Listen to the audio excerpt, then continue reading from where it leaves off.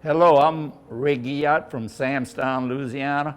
On Annandale Plantation when I was about 8 or 9 years old. Sat by the fireplace many times with some cotton string, making my first net, and we threw it in the fire, and I tried my second net until I got pretty good the way I could make a usable net.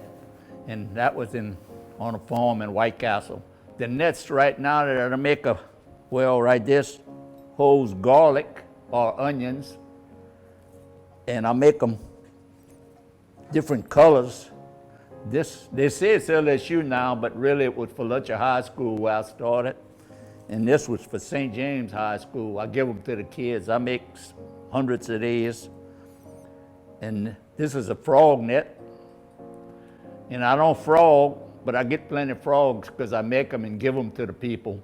And they bring me back either some frogs or some fish or turtle meat, different stuff. And here's a dip net. This got a little history behind it. I was knitting out of school one day, and a woodworker was making all kind of stuff out of wood, and he asked me if he could make my net handle. And the blacksmith saw me, and he said, I can make you a rim. And so I started making the net, and I had to go there 6 days, so by the time my trip was over, we had a net that was made the old-fashioned way. I guess the fishermen started it, and like we used to make them for all kind of stuff, mostly crawfishing in ditches, but that's what most of the nets were made for. Now they're made for everything, catching chickens, dogs, anything. When I was in Korea 60 years ago, in my spare time, I just make nets, just for pastime mostly. And when I'd leave there, it was on the wall, make a big net and put it on the wall in that rec center or something. And people used to ask me to make nets, repair nets. I did a lot of repairing. I still do a lot of repairing.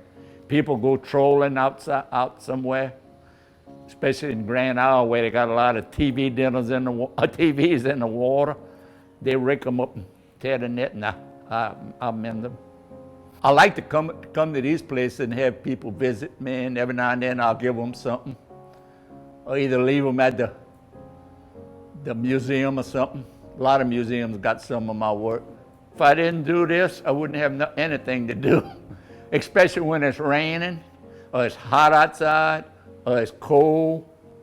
I can think of a bunch of ways that I can sit down in the air conditioning, and what I do is I trade.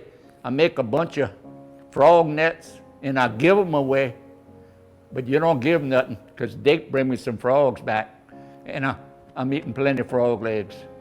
Or some of them bring me fish or turtles, any kind of thing they can catch, But that's how I'm sitting in air-conditioned comfort, and they're out there at night with mosquitoes eating them up, trying to catch a poor frog.